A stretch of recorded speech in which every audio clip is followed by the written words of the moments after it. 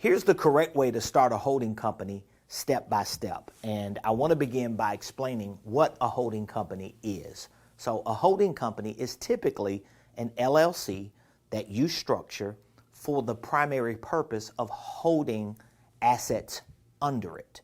These assets can include digital assets, intellectual assets, physical assets, or in most cases, it will be a combination of all of these assets, including ownership interests in other LLCs, which are subsidiaries. Now, there are two different types of holding companies.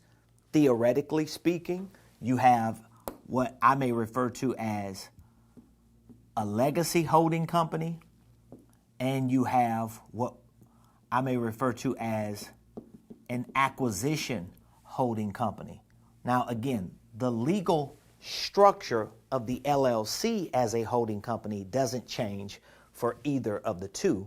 The only thing that differentiates these two is the strategy for the holding company. So, for example, the strategy for a legacy holding company will be for you to hold these assets and never exit them, never sell them, never separate yourself from them. The strategy of the acquisition holding company may be for you to buy them, accumulate them, or build them so that at some point you exit them.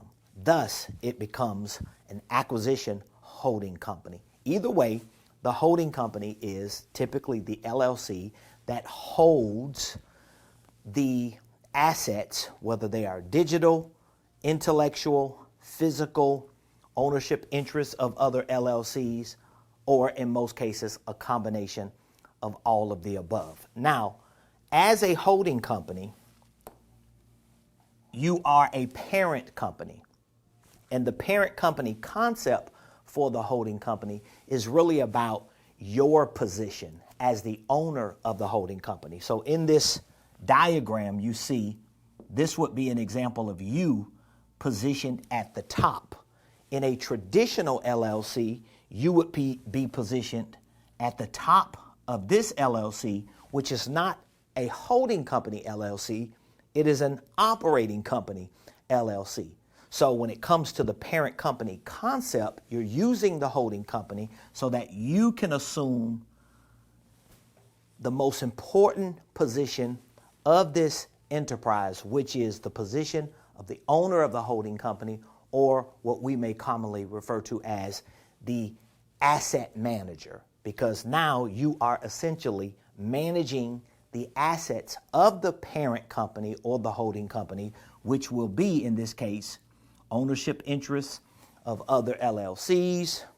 It could be physical assets, digital assets, intellectual assets, and in a perfect world, it'll be a combination of all of the above. So the critical question is this: why do entrepreneurs use this structure? I want to give you 3 reasons why entrepreneurs use this structure. Number 1, for asset protection. So for example, if these are LLCs that are owned by your holding company LLC, and your holding company operates as the parent company to these subsidiaries, these entities are going out to the marketplace doing business to generate revenue. Well, because you are not at the top of those entities, but your entity is at the top of those entities and you are at the top of that entity, it automatically creates an extra layer of asset protection because you are the most important asset.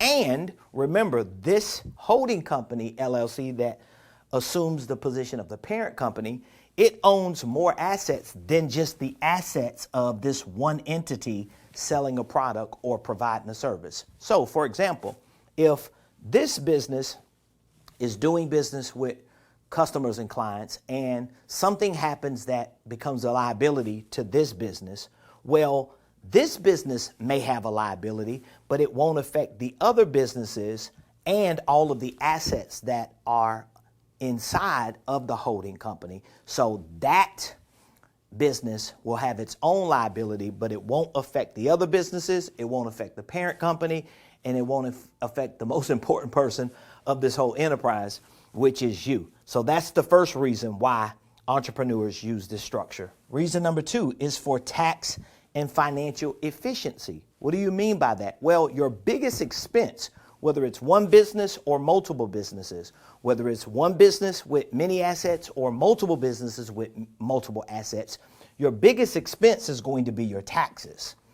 With this structure, you have more tax efficiency and financial efficiency because as these entities or assets individually generate revenue, before that revenue hits you with a tax liability, the revenue pays the revenue moves up to the holding company, and then as the owner of the holding company / asset manager, you can become more efficient with your tax strategies and your financial movement because you can move money around throughout the assets or the entities in the holding company that are either A, non-taxable events, or they are taxable events that you're able to minimize the taxes. For example, if LLC A generates a substantial amount of revenue, this is pre-tax revenue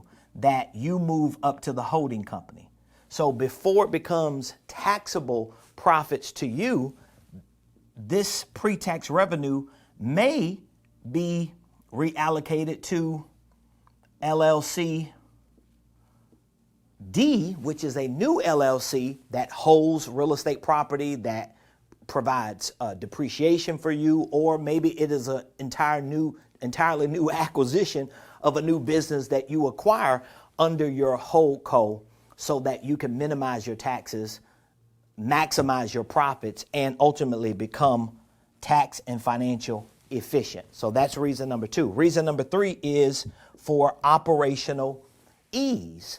Well, it's much easier for you to own one entity that owns multiple entities than you individually owning all of these multiple entities yourself. Because again, you're going to run into tax issues, financial issues, asset protection issues, and operational issues where having one parent company with multiple subsidiaries and with all of your assets owned by that parent company, you can create more operational ease because you're going to have a standard operating system. Most likely you're going to centralize your CRMs, your systems and processes because it's all consolidated under one parent company.